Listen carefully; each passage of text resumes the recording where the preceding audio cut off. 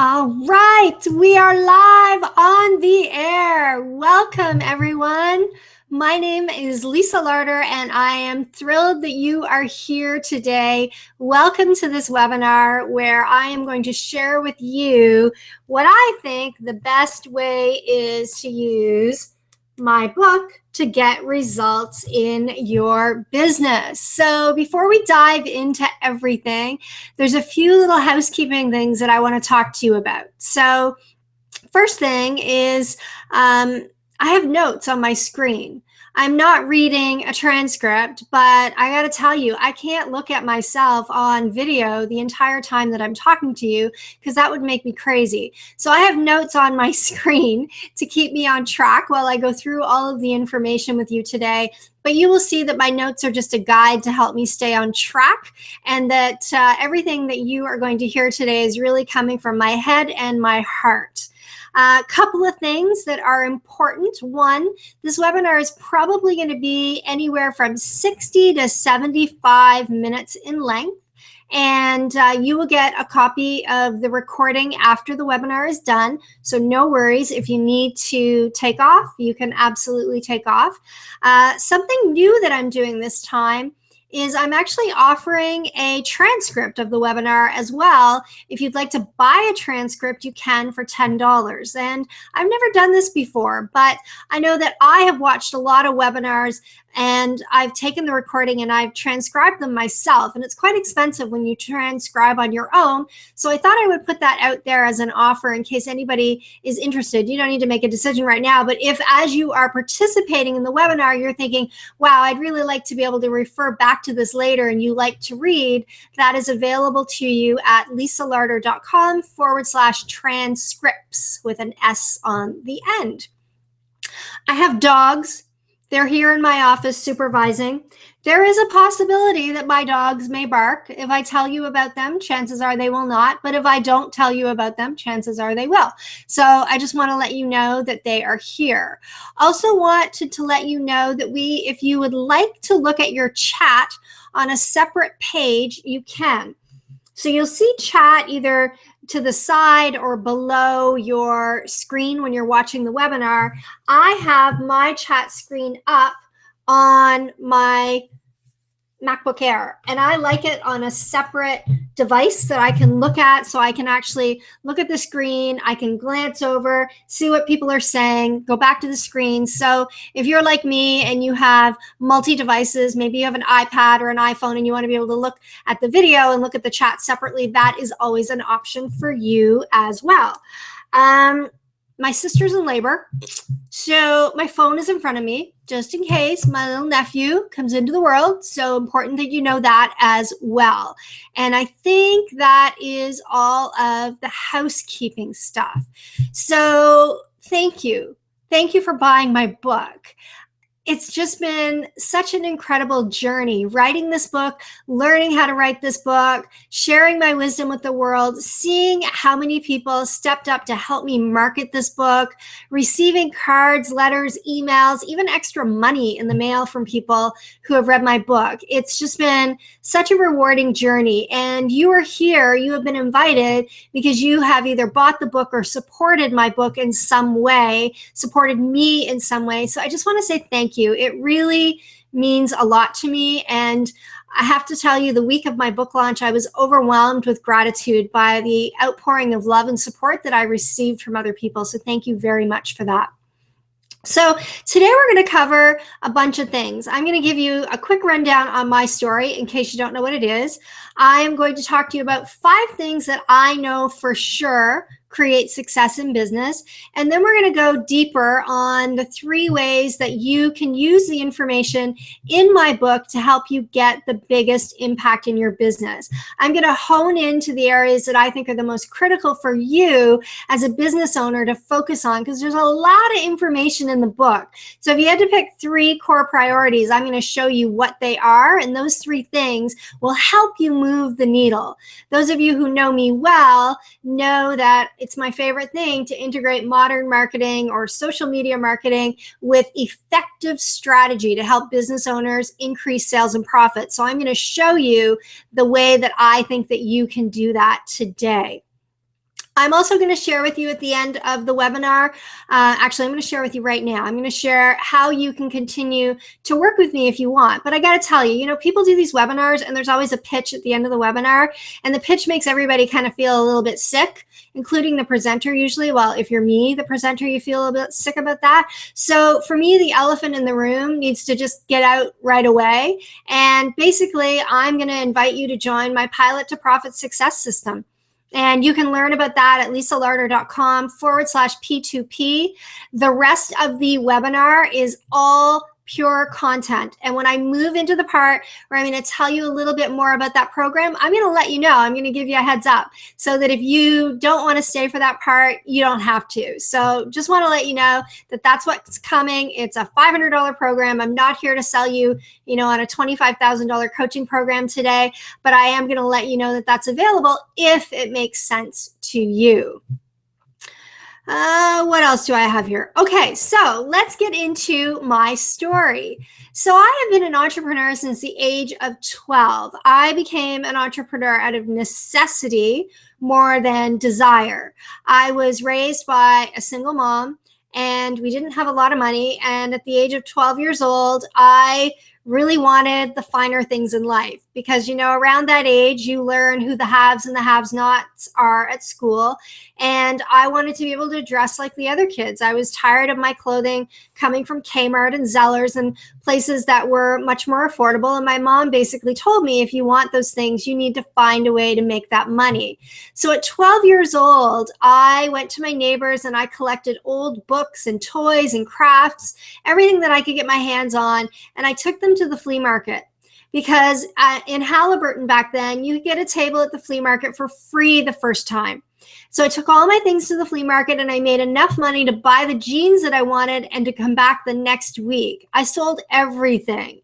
And so I really became this little entrepreneur at 12 years old because I was too young to legally have a job. So that's what I did to make money. My life was not a life of privilege by any means. I was raised by my mom. I was a sick kid. I was diagnosed at the age of 13 with Crohn's disease. And so there was a lot of upheaval in our life. And I learned that if I wanted my life to be different and I wanted to have things in my life, it was up to me. What is that saying? If it is to be, it's up to me. Well, I learned that at the age of 12. I also learned that if I didn't get out of Halliburton, I would probably end up staying there for the rest of my life. So after grade 12, I moved to Ottawa for my last year of high school. And that was grade 13. In Ontario, we went to grade 13. And I ended up dropping out of school halfway through my last year because, again, I needed to take care of myself. My dad was in the military. He was being transferred. And to make a long story short, I needed money for an apartment for some last month's rent. And I knew that if I was going to stay in the city, I was going to need to get a job and take care of myself. So I actually don't have a high school diploma. I am missing an arts credit for that diploma. And for a number of years, I carried that around like baggage. I used to lie about my education on my resume. I used to be very embarrassed by it. And now I look back at it and I feel like that was my path. That was meant to happen because it inspires other people to know that I've accomplished some of the things that I have in my life without actually having that post-secondary education as well as that life of privilege. So I share that with you because I am a really big believer. If you go to my Facebook page today at facebook.com/social media for your business, I talk about, why is it that some people believe that they can do something and other people won't even try? I really believe that if you can do it, so can I. And that if I can do it, so can you. And that has been how I've lived my entire life. I got a job at 18 years old. I worked my way up in retail. In 1997, I was hired by one of Canada's largest telecommunications companies, which was a startup at the time. And I worked for them until 2006, helping them build their retail distribution channel across Canada. That company was ClearNet. It was acquired by TELUS in 2000. And in 2006, I left that company to open my first full-time business, which was a TELUS dealership. There were a lot of things I didn't know about running a business when I first opened it, but I had to learn, and I had to learn fast, because I'll tell you later on, but I literally was on the verge of bankruptcy at one point because I didn't know how to measure what matters. In 2012, I sold that business because in 2010, excuse me, I started my consulting business. Excuse me. I started my consulting business, and I had been an absentee business owner for 2 years. And I learned from a business that I sold previously that when you take your eye off the ball, things change. And I knew that if I continued to be an absentee business owner, the value of my business would diminish, and it would be really, really hard for me to exit the business. So I sold that business in 2012, and I've continued to build my consulting business ever since. What was I going to say? I lost my train of thought. See, I'm not reading a script. So, I know what I was going to say. So this year I'm celebrating 10 years of entrepreneurship. 10 years. It's hard to believe. It's 2016, 10 years since I left my corporate job to start a business and really took a chance on me and took a chance on what I was able to do. And I haven't looked back since.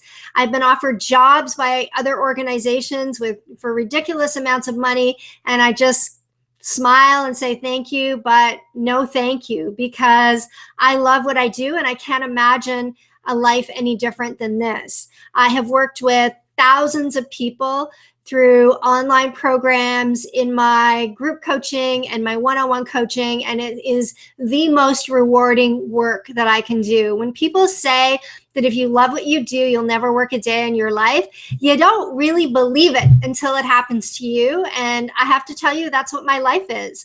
I remember sitting at my cottage in Nova Scotia in 2008. And I remember saying to my husband that I wanted to start this business and I wanted to be able to work from anywhere in the world. And I wanted to eventually live in Nova Scotia on the ocean. And I wanted to be able to spend our winters in Florida. And that's really what my life is today. So I share that with you, not to try and impress you, not to brag or any of that. Although I do have my own beliefs around us celebrating our successes. And I don't think that's a bad thing. I think women especially need to do more of that. But I share that with you because I am a high school dropout. Nobody handed me a bag of riches to build this business. I built this business on my own. And if I go back to what I said earlier, if I can do it, you can do it. So I hope that I inspire you to take your business to where you want it to be over the next 5 years, just like I have taken my own business to where I want it to be. So let's talk a little bit about some of the things that I believe to be fundamentally true and critical for success in business. The first thing is you need to understand your business model and know what kind of company you want to build if you want to succeed. That might sound really like common sense, but common sense is rarely common practice. The truth is, people start businesses every day because somebody offered to pay them money for some random thing, and they think that that would be a good business idea. When you are leading your company, you need to have vision in terms of where you're taking your organization. If you don't know where you're going, it's going to be really hard for you to get there. But when you have a clear picture in your mind of what your business model is, and how you're going to achieve the revenue goals that you've set in your business, you have a much greater chance of succeeding. When you don't know where you're going, chances are you're always going to be chasing money. And whatever you chase in life, as a good friend of mine, Kike, says, will run from you. The second thing is you really need to measure what matters. And I'm going to go into this in a lot more detail because it's one of the 3 things. But real companies measure everything.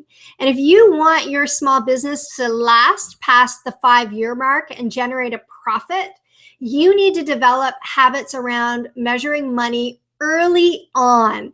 Not when your accountant sends you your reports at the end of the year. You need to do it early on. It needs to be a practice, something that you look at all the time.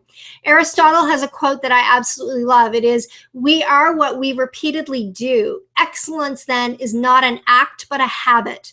And if you want to become wealthy, you need to develop a habit around wealth. And you measure your wealth by your financial results. It's the money you have in the bank that contributes to that happening. So in your business, if you're starting a business because you want financial freedom in your life, and let me just say, financial freedom to me doesn't mean that you have to be a billionaire like Mark Zuckerberg. Financial freedom could mean you make $100,000 a year and you're happy in your life. It could mean you make $1 million. The number is irrelevant.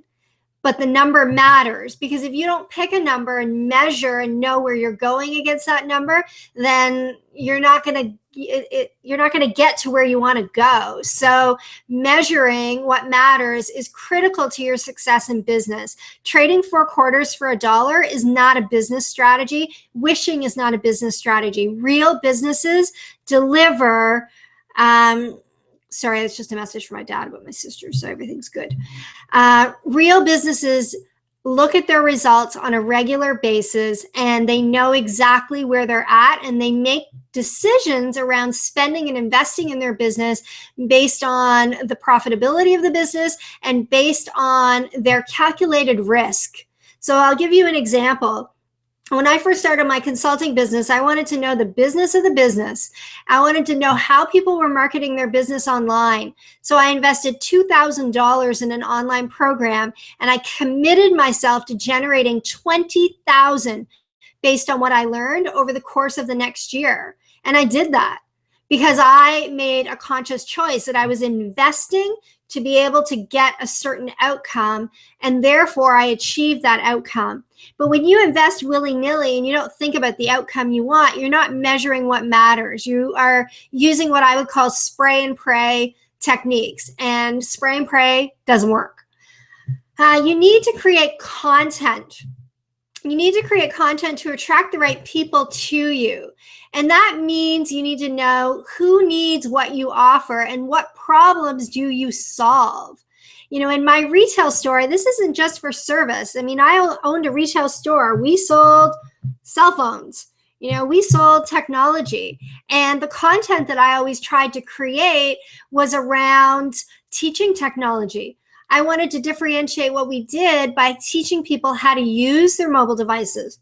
I wanted people to come to us because they knew that our service and the content that we were creating was different from everybody else, and that became part of our value proposition.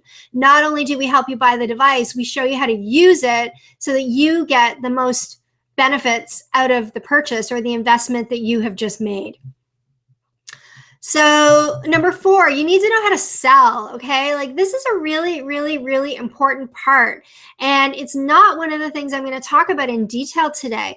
But the greatest way, or the most important thing that you can do to increase sales in your business is learn how to sell.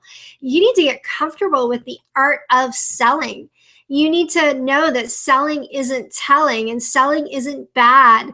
A lot of people have these limiting mindsets around selling. They think it's bad. And, even at the beginning of this webinar, when I said, look, this is what I'm going to tell you about at the beginning of how to work with me further if you want. There are people that I have received hate mail from people, because I pitched them something on my webinar when I was giving out free content. Well, with all due respect, I give out a lot of really, really, really amazing content, and this is a business. It's not a charity. So you, as a business owner, need to get comfortable with the sales process. And if you don't know how to sell, you need to learn how to sell, because you, as the CEO, president of your organization, you're responsible for the bottom line. And if you're not a good salesperson, then it's going to be a lot harder for you to drive the bottom line. So you need to change your mindset to one of service instead of one of selling. But you also need to understand the system of selling. Just like you wouldn't get behind the wheel of a car and drive without knowing how to sell, knowing how to drive. There's a skill that you learn around driving, and then over time you start to drive your own way. You pick up bad habits along the way, and you pick up better habits along the way. Selling is the same thing. You need to learn the system of selling if you really want to generate any real results in your business. And then the last thing that I know to be true is you need to build and leverage your network. And this includes meeting people in person, online and through social media. It's not enough to just be connected, though. You need to build real relationships, and you need to establish likability and credibility within your network. People will refer you a lot of business if they know you, they like you, and they trust you. But if you go through your Facebook connections right now as an example, and you look at how many people you're connected to and you have no idea who they are, well, that means that neither you or they are doing anything to build a relationship. So essentially, that person is really not a valued part of your network. I would rather have a small network of highly engaged people than a great big network, but nobody knows who I am. You need to invest time and effort in relationships, though. And a lot of people, it's a very uncomfortable thing to try to talk to a stranger and build a relationship with them. Again, that is a skill that you will want to learn in your business. You've got to be comfortable talking to people, especially if you have a bricks and mortar business and they're crossing the lease line. It's your responsibility to make them feel comfortable when they do business with you, not the other way around. I like to think of it as if somebody came to my house and they came through the front door, I would say, can I take your coat? Can I get you a glass of water, a cup of tea, a cup of coffee, a glass of wine? Would you like to sit here? Would you like to sit there? I would do everything I could to make them feel welcome and comfortable in my home. Well, when you think about your network and the people that you are connected to, what are you doing to foster solid relationships? Chances are there's an opportunity there for you right now to strengthen relationships with your network. Okay, we're going to go in and talk about the first thing, which is we're going to go deeper on measurements, pull marketing, and social media. So I want to talk a little bit about measuring what matters and why it is critically important. When I opened my retail store in 2006, within a few months of my store opening, I got a bill from TELUS, and I owed them $100,000 in inventory. I didn't have $100,000 in the bank. And when I looked at the commission that was coming in, I still didn't have $100,000 in the bank. When I looked at my commission plus my bank balance plus my credit line plus my credit card, I still didn't have $100,000 to pay that bill. And so I remember that night distinctly. I remember lying in bed next to my husband thinking, oh my God, what am I going to do? How am I going to tell him that I have done this? Here I am, this hotshot person who came from corporate, and I know everything there is to run a business.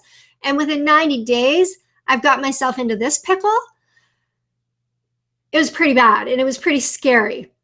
And more importantly, I didn't understand how it happened, because when I looked at my sales and I looked at my expenses, for some reason, it seemed to me that I should have more money than I did. And what I learned is I had a cash flow problem.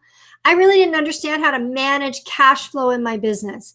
So if you have a business where you are buying physical inventory, you need to understand cash flow in your business, or you will run into a situation where you have ordered more than you have money to buy.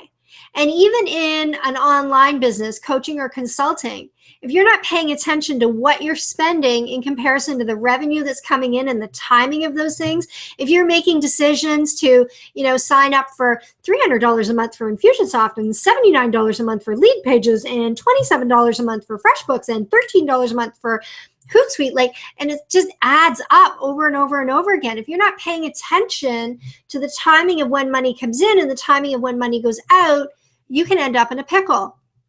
In this situation, I was able to get myself out of that pickle by asking a question.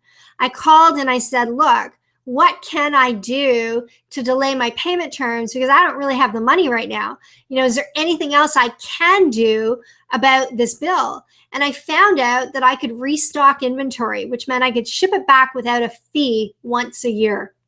And so that really saved my bacon, because I was able to ship back all the excess inventory that I bought over the holiday season that I had not been able to sell.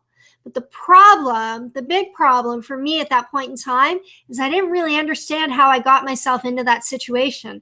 And that's why measuring what matters is so important.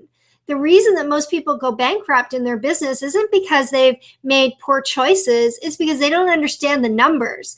And this is especially true for women who like to put their head in the sand and say, oh, I'm not really good at numbers. Math wasn't my thing in school.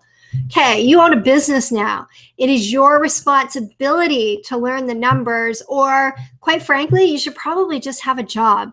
Because if you're not going to look at the financial aspects of your business, you're going to struggle. And it's going to be a lot easier for you to get a reliable paycheck from an employer than it is to build your business if you can't look at the numbers. Another story I want to share with you is someone I know last year confided in me. They just had a meeting with their accountant. It was probably going into the fourth quarter of the year. And they confided in me that they were down $60,000 in sales on the year. And that $60,000 represented a big chunk of their business. Do you know what the problem was? They needed their accountant to tell them that they were down that much in business. When you run your business that way, when you're not paying attention to your wins and your losses, it's like you're operating on autopilot. You know, I like to think of my business like driving a car. I have a gas pedal and I have a brake. And when I want to speed things up, I need to press the gas. And when I want to slow things down, I need to tap the brakes. But if I have no idea how fast I'm going or how slow I'm going, then it makes it really hard to decide whether I need to speed up or slow down. You cannot abdicate responsibility for the financial success of your business to someone else. You need to measure what matters. You need to measure your sales. You need to measure your expenses, and you need to wrap your head around cash flow. And if you don't do that, essentially you're running your business with blinders on. Can you imagine if you got into your car with blinders on and you couldn't really see what was going on around you? Dangerous. You'd end up having an accident and potentially end up destroying your vehicle and maybe even hurting yourself in the process. Well, the same thing is true in your business. When you've got blinders on and you're not paying attention to the financial health of your business, you're choosing not to look at the financial health of your business, it's like driving that car. And you can end up in serious trouble, and you can end up really hurting yourself and hurting your ego in terms of hurting your self-confidence in terms of how your business does. I don't want that for you. I'm not talking about calculus here. I'm talking about addition and math, in addition, subtraction, multiplication, and division. You need to be able to understand and measure how your business is growing, what percentage up or down it is, how much money you have in the bank, how much you're spending on things, so that you can make wise decisions in your business. It is the foundation for building a successful company today. So here are some things that I think are paramount for you to take away and measure. And if you bought my book, which you did, there's resources inside that book. If you bought the book on gift day, you got all kinds of templates from me that will help you track some of these things. The first thing is track your sales. I have a template that I shared with you guys where I track year over year on a monthly basis, except I don't wait till the end of the month to update my spreadsheet. I update my spreadsheet every single Monday. I already know that I'm more than 40% ahead of where I was for the entire month of January last year, because I look at those sales every single Monday. You want to manage your cash flow. Now, depending on the complexity of your business, you'll want to use the cash flow template that I gave you, where you can track all of your inflows and outflows on a weekly basis, and you can predict where you're going a year out. I am a little bit more comfortable managing cash flow now, and I don't use that template, but I do track my cash flow on a monthly basis in terms of how much money I have in the bank. So I know that if my bank balance is growing and building, then my cash flow situation is good. But if my bank balance is going down, especially when I compare to last year. So let's just say hypothetically, if going into January in 2015, I had $100,000 in the bank, but going into January in 2016, I had $50,000 in the bank, that's a problem, because my sales were up, but my cash flow is down. So something is amiss. That's where you need to dig deeper and figure out what's going on. But if you don't look at those numbers, you have no freaking idea. The other reason cash flow is important, especially when it comes to paying your taxes, is you don't want a surprise at the end of the year. I asked my accountant in October to tell me between October and November exactly what I should expect to pay in taxes. I've already started paying off my taxes for 2015 so that it's not a big surprise for me come the end of March. That's what happens when you are on top of the numbers in your business. You're able to be proactive and you're able to be more in control of your money. And there is no more beautiful thing in the world than being in control of your money. Trust me, I've been in control of my money and had money, and I've been out of control and had no money. Being in control and having money is a lot better. The other thing you want to measure is traffic to your website or your bricks and mortar establishment. And the reason that this is important is it allows you to measure whether or not your marketing efforts are working. If your traffic patterns are sporadic, or if traffic is constantly going down, then whatever you're doing from a marketing perspective isn't working to drive traffic. But if you don't know what your traffic numbers are, then you don't know whether you have a traffic problem, whether you have a closing problem, or whether you have an average price point problem. So you need to understand your traffic. It's easy for people to say, oh, it's slow, we just haven't had as much traffic, especially if you own a store. I want you to quantify that and know whether or not traffic really is up or down before you use that as a crutch in your business. The fourth thing I want to tell you that you should look at is your list size. But don't obsess over building a list, okay? It's not about getting anybody with a pulse on your list. I don't even like to call it a list because I think of the people on my list as people who are part of my community. They're real people, and I think about what is it that I can do to serve them on a regular basis. But I pay attention to that number because I want to know, how is my reach expanding? When I am getting more people who are signing up for my newsletter and getting content from me on a weekly basis, and they're staying subscribed to my list. When people send me emails, like I got an email last week from somebody that basically said, I wish more people send emails like you. You send really good stuff that helps people compared to all the crap I get. That makes me know that I'm doing a good job. But you need to pay attention to that number. Otherwise, you have no idea what the correlation is between the growth of your business and the size of your list.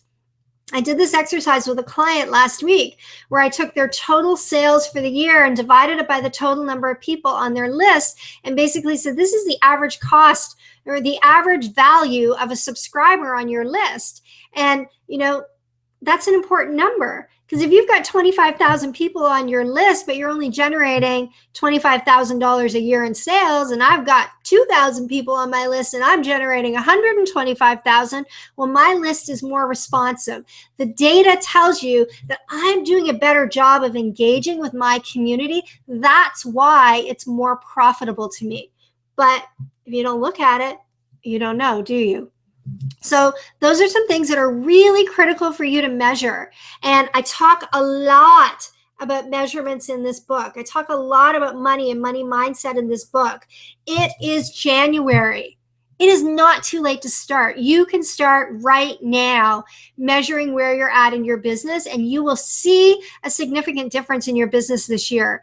And the other thing I want to tell you is I'm not up in sales every single month. There are some months where I'm down, and then I figure out my game plan and I go back up. Don't take it personally when sales are down. A lot of time people don't look at their numbers is because they actually don't want to see the truth. They want to avoid it because it makes them feel bad. Well, it shouldn't make you feel bad if all of a sudden things are going in the right direction. I've had people come to me and say, oh my God, Lisa, I feel like such a loser. I've been avoiding looking at my numbers, and I just looked and I realized I'm up on the year. Well, hello, how motivated would you have been if you had known? So please, if you take one thing from today's webinar, measure what matters in your business. Know what the financial health of your business is, because you will not accumulate wealth in your personal life as a result of your business if you don't pay attention to these numbers. Guaranteed. All right. So the next thing I want to talk about is how to create effective pull marketing. So we don't like to be all salesy, right? We wish that people would just come knocking on our door and then we didn't have to do anything to get business. We wish that it's like money growing on trees. I just got to go pick it off the tree and all of a sudden my business is a success. Well, If you create really, really, really, really great pull marketing, it's kind of like you're a magnet and you're just attracting all these people to you. I remember one day I got a message on LinkedIn, and the person who sent me the message on LinkedIn said, "Hi, Lisa, I've watched all your YouTube videos and I'd like to hire you to come and do a strategy session, spend the full day with our executive team. I've watched every one of your videos and I can tell by the way you share information that you're exactly what we're looking for to help us figure out the strategy around how we use social media to support our business." So, video is content that pulls people in. Blogs, content that pulls people in. Content builds credibility. When people see you speak, whether it's on camera like this, even if you do have an itchy nose, or they read your blog content, it helps them to understand who you are. It helps them to see your thought leadership or your authority on the topic that they're looking for. This is really important online because most of the time when people are looking for service providers today, they do one of two things. They ask their network. So they use Facebook. Does anybody know somebody who does this or whatever social network they like? Or they go to Google and they type in what it is they're looking for and they find their product or service providers that way.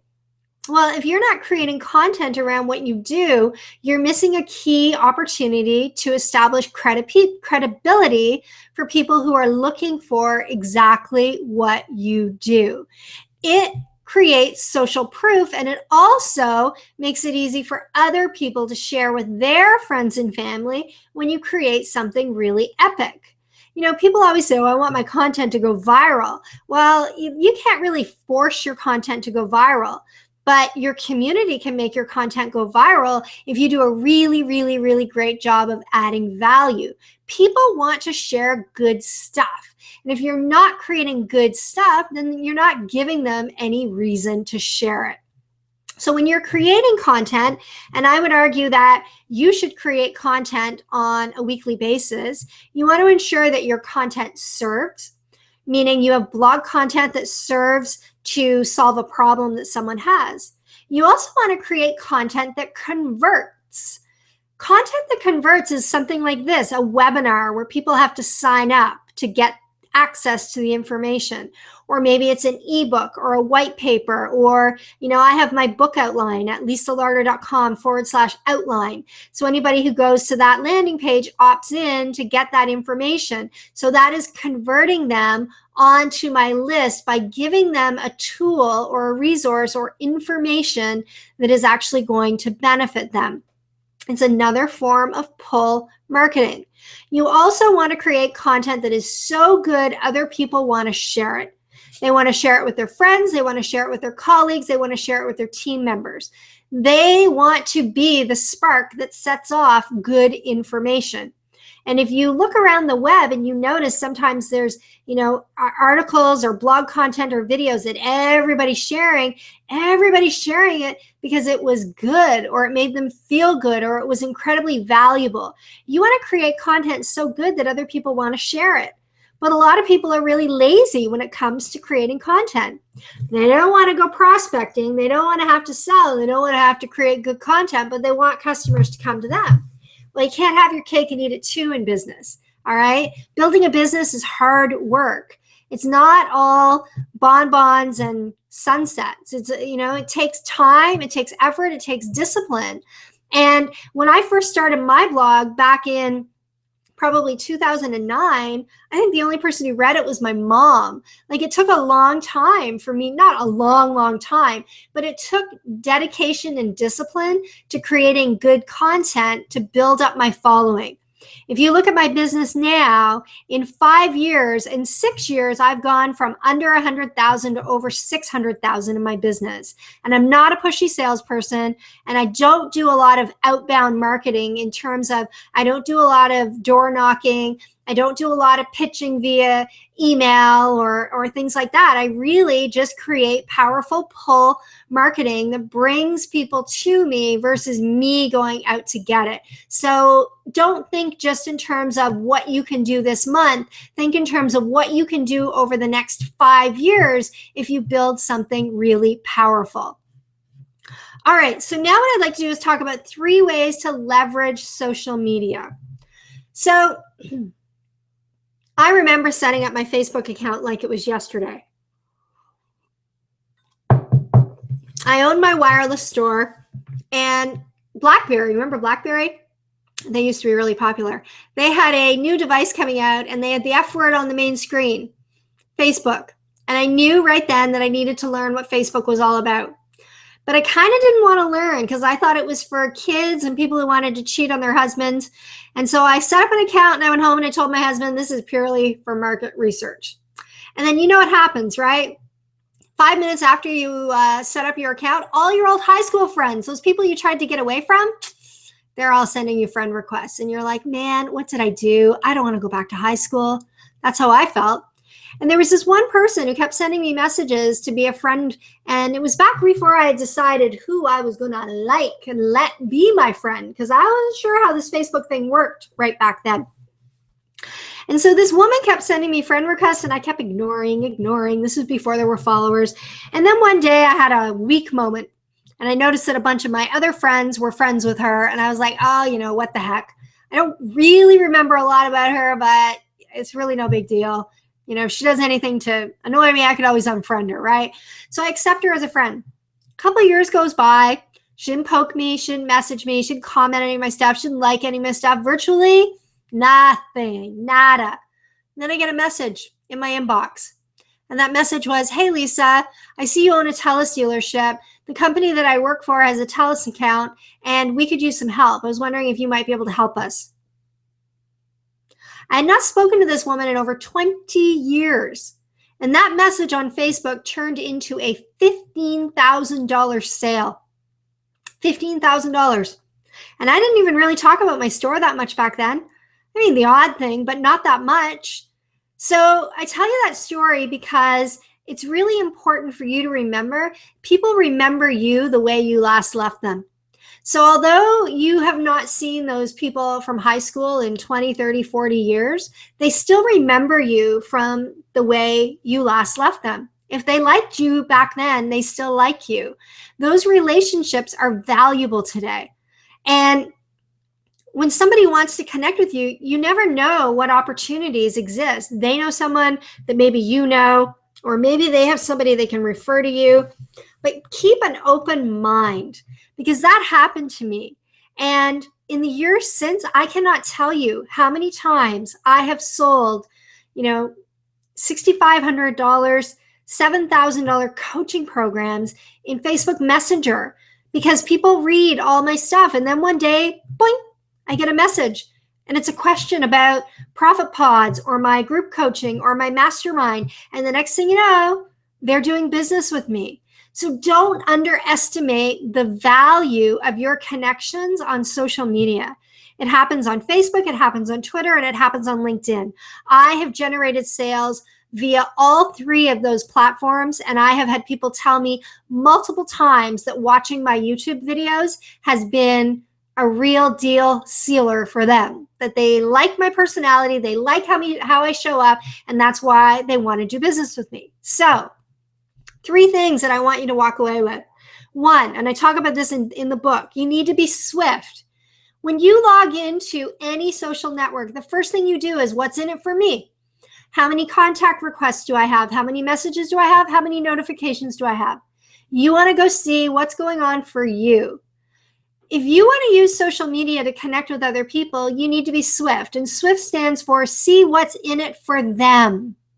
There are things that I do on Facebook deliberately to see what's in it for other people.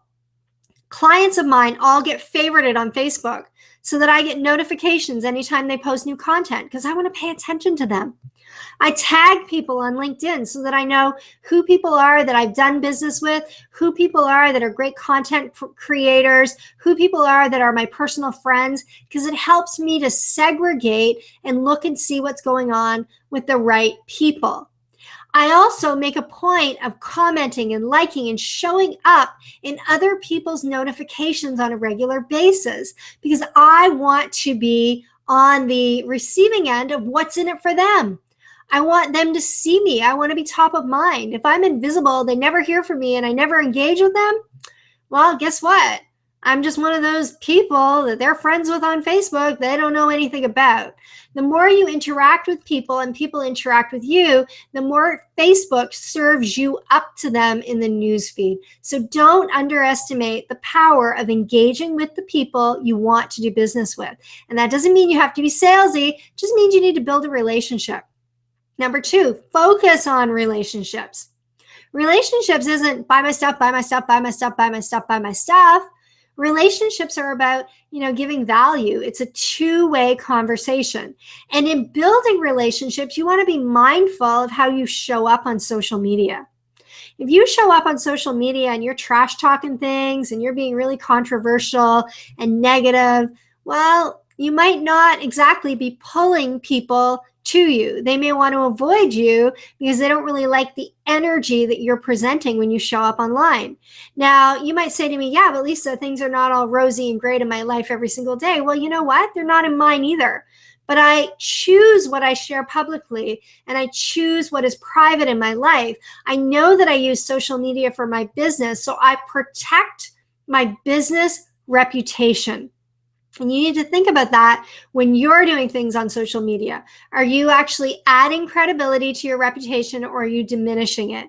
And if you don't care, that's fine and dandy, but I do care. And if you're someone who cares, and I think you are, then you just want to be mindful of how you show up so that you're adding value and credibility to your relationships versus diminishing them. And then the last thing that I would say about social media is treat connections like human beings, okay? Remember, it's a real person on the other end of Facebook. It's a real person looking at their account on their mobile device. It's a real person typing a status update. You're not talking to the computer. You're talking to real people.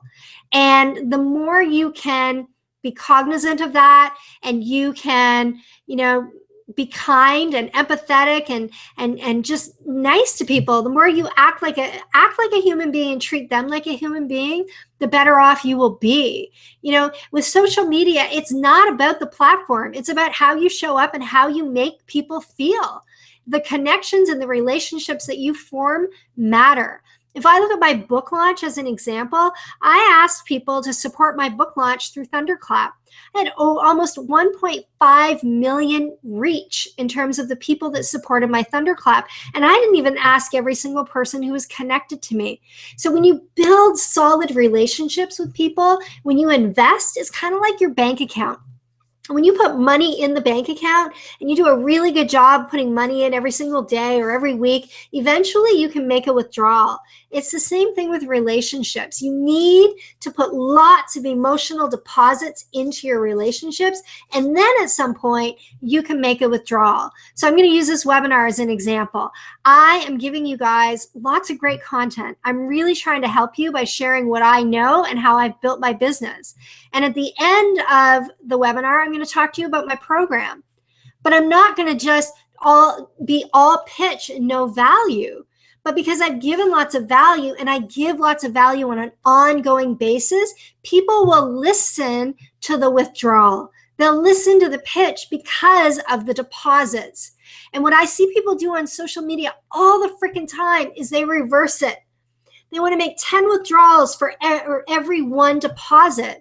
Don't be that person. Make 10 deposits and then make one withdrawal. And when you start making more emotional deposits, more value deposits for other people, it's so easy to make a withdrawal. In fact, sometimes you don't even need to ask about the withdrawal. It just automatically happens. People want to do business with you because they know you, they like you, and they trust you. So it's not the platform.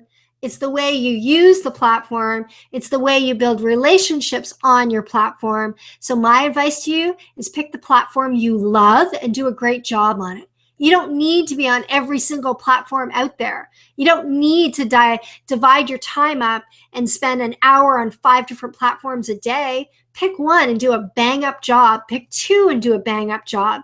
But don't diminish your effect by spreading yourself so thin on social media that you can't actually build solid relationships with people. Okay, so 4 final thoughts before we wrap up and I start to talk to you a little bit about the Pilot to Profit Success System. And then I'm also going to answer questions. So I haven't really been looking at the chat. So if you have questions, don't hesitate to post them in the chat because I am going to go look at the end and answer questions live as well. So 4 final thoughts. 1, successful business owners invest in learning new skills just like you are doing right now. They're constantly learning and expanding what they're capable of doing. And the reason that they do this is they know that nobody can ever take away what you know. So the more you learn, the more tools you have in your toolbox when it comes to building your business. You cannot build a house with just a hammer and a nail. You need a saw, you need all kinds of different tools in order to build the house. So you wouldn't try to build a house with one tool. Don't try to build a business with one tool. Become an avid learner. Go on webinars like this. Read books, invest in programs, do the things that you need to learn the skills that you need to be successful in your business. Pay attention to where you feel like there is a deficit in terms of your skill, but I'm going to caution you, don't get on the hamster wheel. People get on the hamster wheel. Oh, I need to buy a program on list building. Oh, I need to buy a program on webinars. Oh, I need to buy a program on Facebook ads. Oh, I need to buy a program on blogging. Oh, I need a program on WordPress. Oh, I need a program on... No, you don't need to buy all that stuff. Invest in something and do like I did. Put it to work and generate a return on your investment, and then figure out what's the next tool that I need to add to my arsenal. All right. But keep learning. Be a constant learner. You know, right now I am learning to run. Today was week 1, day 1, couch to 5K. And why am I learning to run, and what does that have to do with my business? Well, I like to try to do things every year that I don't know how to do. And I don't know how to run. You know, when I was a kid and I got sick with my Crohn's disease, I used to be athletic before I got sick. And then when I got sick, I got a doctor's note and I didn't take gym anymore. And so I've never been super athletic. And I've decided that it's time for me to learn how to run 5K. And it's not because I want to compete in some race. It's because I want to do it for me. Because I believe that mental toughness is a really great attribute of a successful business person. So don't think that you can't learn how to do something. Pick something new each year and figure out, how can I learn it, and how can I become the type of person who isn't afraid to learn something new.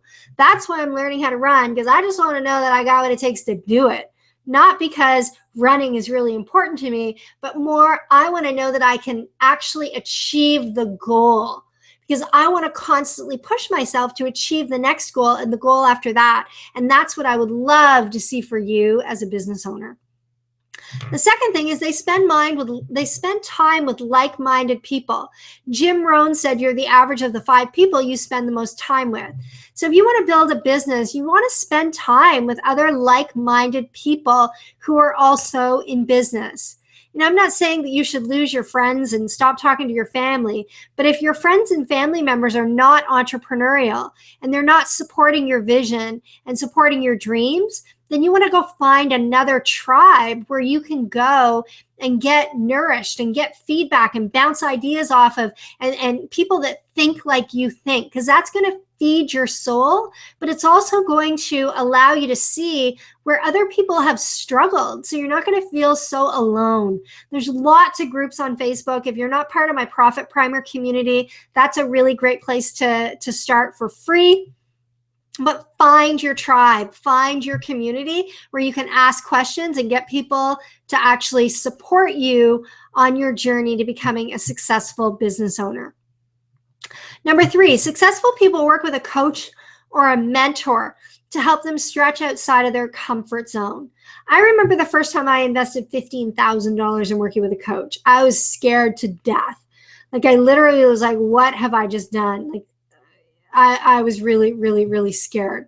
But I'll tell you, if you look at really successful people, athletes, business people, they all get guidance, either as a coach, they get guidance from mentors, they get advisors, board of directors. They're constantly looking for counsel from people who are not attached to the outcome. So what I mean by that is if I talk to someone on my team about the direction that I want to go in my business, there's a little bit of a conflict of interest. So if I ask Adele to give me feedback on how I did on this webinar, she's probably going to give me some constructive feedback and a lot of positive feedback because I'm her employer. But when I go to my coach and I say, hey, can you tell me what you thought of my last Periscope? He gives it to me just like he sees it. He says, this is what you did really well. These are 3 things that you need to do better. You are better than what you're presenting yourself. You need to do A, B, C, D, E.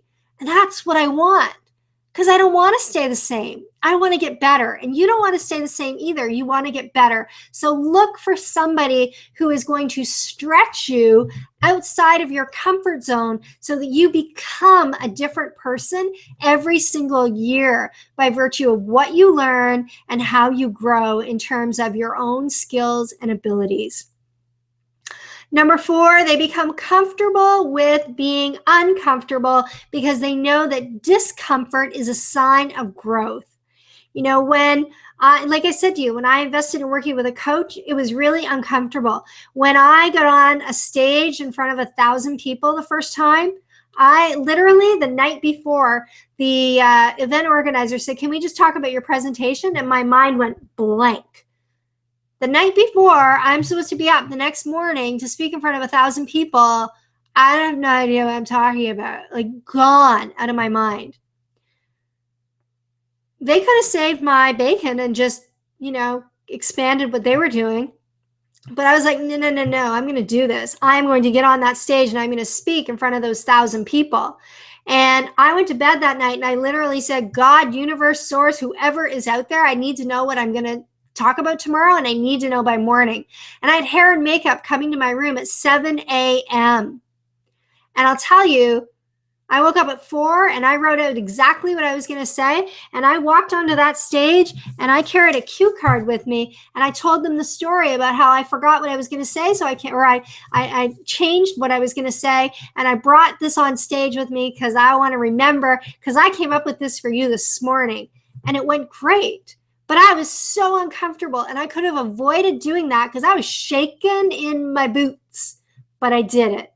And it's things like that that make you grow as a business person and as a human being.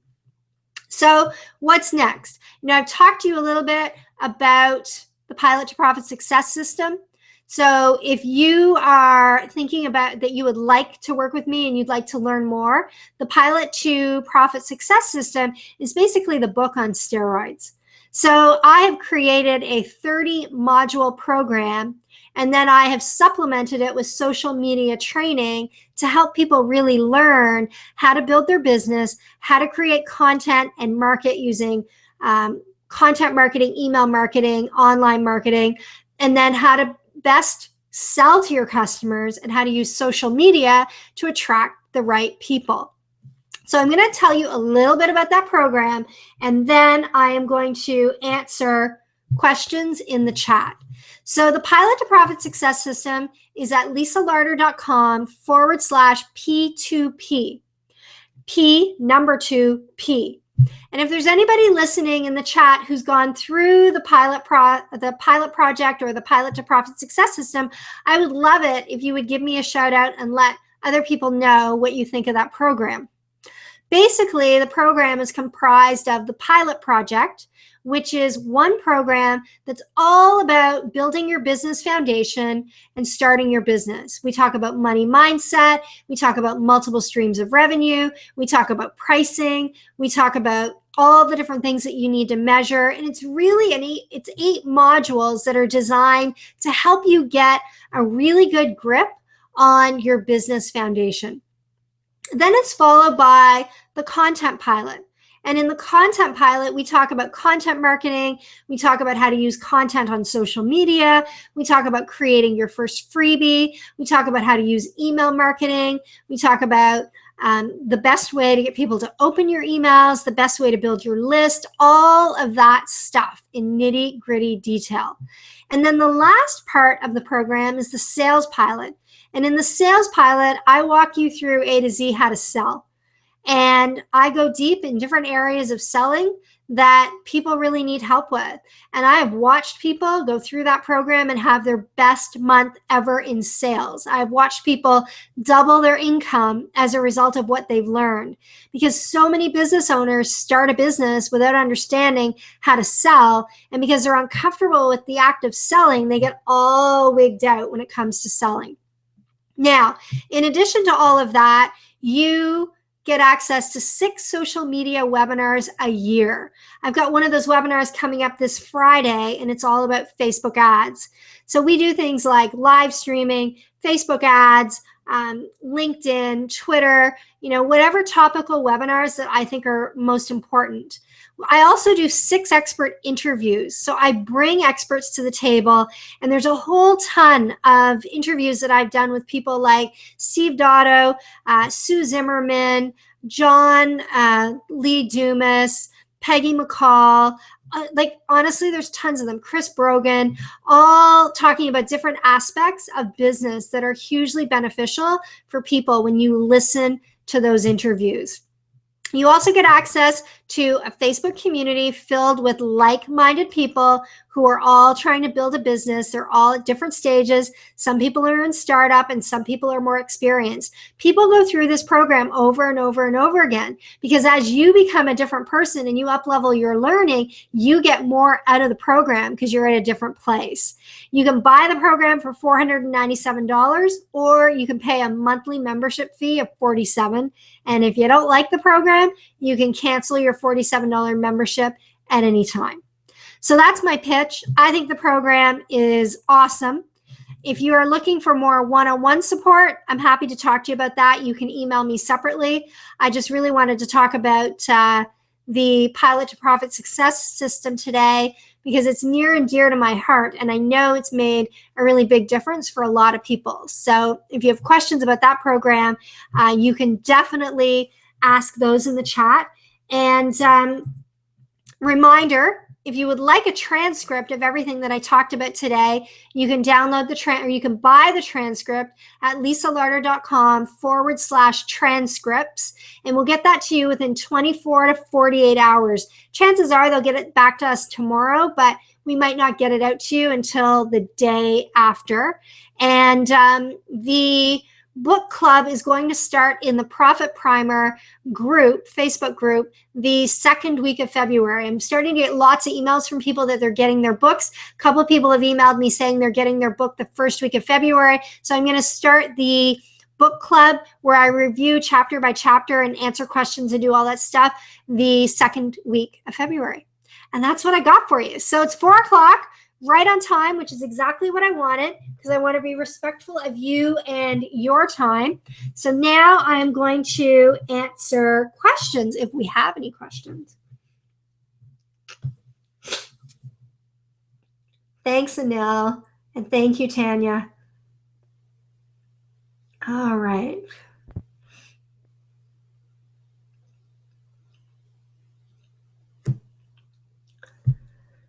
Yeah, there's lots of exercises. This program comes with homework assignments every single week. And, here's the thing I'm going to tell you. Sometimes people get overwhelmed with the program because it's a lot. It's a marathon. It's not a race. Do it at your own pace. If you want to go back and start over, then go back and start over. If you want an accountability partner, find somebody in the group to be an accountability partner with you.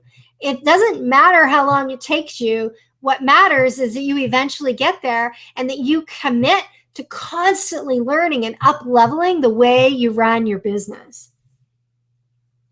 Where can we learn about the book club? So the book club is going to happen inside of the Profit Primer group. So if you go to lisalarter.com/PPG, we are doing it inside of the Profit Primer group. So you can join that group, and I will be going through and talking about the book and asking questions and facilitating dialogue there. Another question here from Adele. I downloaded the templates, but I can't seem to input data. You should be able to input data because we've given you We've given you the Excel spreadsheets and the Word docs. So that might be a better question to have sent to support or Adele at lisalarter.com so I can take a better look at which template you're talking about. How do you find a great mentor, and does it need to be somebody in your space? That's a really great question. Good mentors are hard to find. And I'll tell you, the first time I asked somebody to be my mentor, they basically told me that they didn't think they had anything to teach me. And they said no. And it really hurt my little feelings and my little ego because I really wanted them to mentor me. And so I decided to make them my mentor anyways. And I took them out for lunch every couple months to talk about my business. And I got my mentorship through the back door. But I also have a successful retired executive who I approached last year and asked if he would mentor me. And I do go to him for odd mentorship. So I think it really depends on what you want out of a mentor. They don't necessarily need to be in your space, but they need to have experience in whatever it is that you want to do. So I know sometimes people like to work with me because I have experience in retail, experience with building an online business and using social media, and experience with social and experience with technology. But I'm not a health and wellness expert. So if you want my help, I can tell you how I structured my business, but I'm not going to be able to tell you health and wellness specific information. So I think you have to figure out what is it that you want to get out of the mentoring relationship. And is this a paid mentor or is it an informal mentorship? And then once you know exactly what you want to get out of it, then you can start to look for people. I would also Google mentors, online mentors, because I don't remember the name of the website, but I think there is a website where you can apply for a mentor and they will try to match you with somebody, but I'm not sure how good that program is because I haven't done it myself.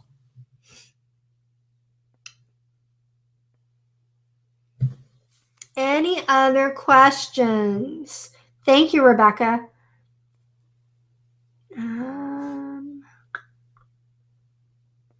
Trying to scroll through all these questions. Yeah, Zaya, the module 1 is like jam-packed. There's a lot of stuff in there.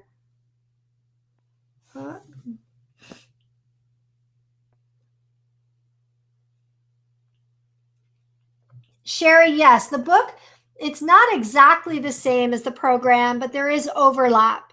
So, the book does, the book is broken into the same 4 modules as the actual program, but the program is definitely a lot meatier, and there's exercises that you can do throughout the program. And then, of course, you get access to all of the expert interviews and all that kind of stuff. And then, the other thing that I forgot to say is I answer every question inside of our Facebook group myself.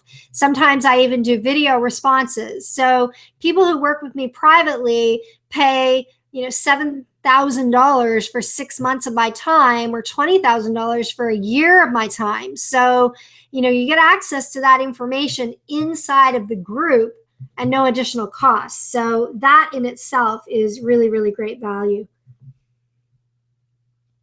I'm launching a new business, hopefully this fall. Should I start the program before? I would start the program before. And the reason that I would start the program before is there's going to be a lot of the business foundation stuff that you may not have thought of in terms of how you structure your business. And once you start a business, sometimes it's hard to break those habits that you have already created. So I would be looking at the program as a way to start the business with the right habits and the right foundation versus trying to go back and correct them later on.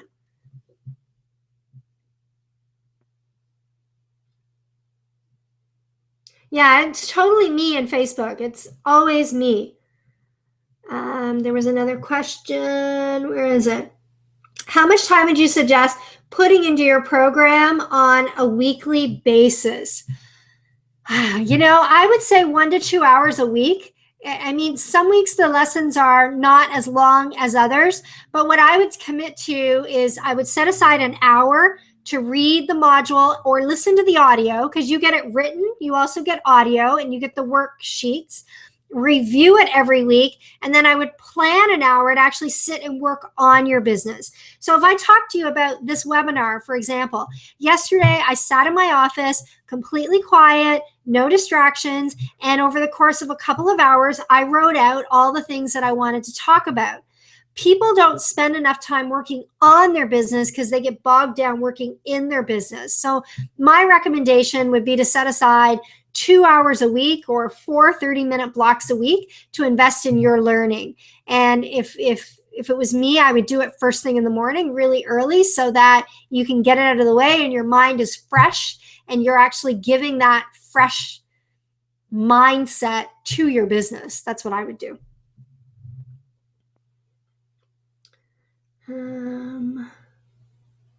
What am I aiming for 5 years from now?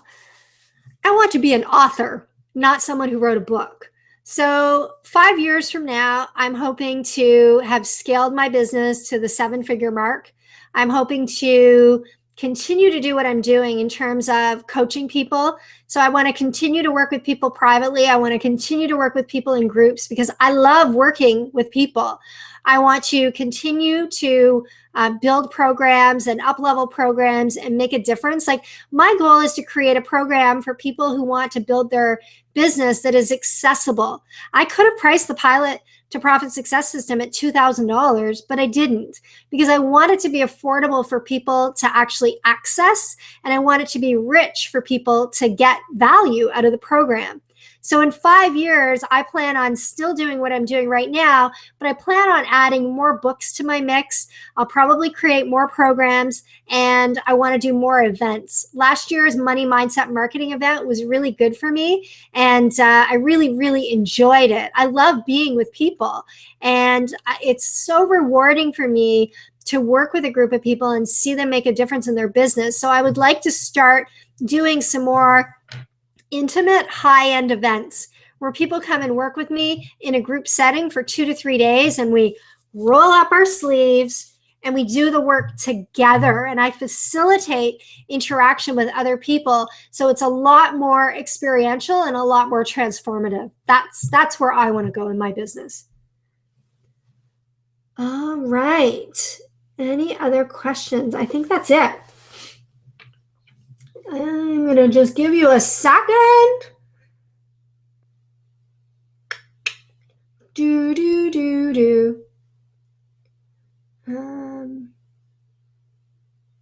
All right. Okay, I think that's it for questions. So if you haven't joined Profit Primer, make sure you're in that group. It's called Profit Primer on Facebook, or lisalarter.com/PPG. If you want the transcript, lisalarter.com/transcripts with an S on the end.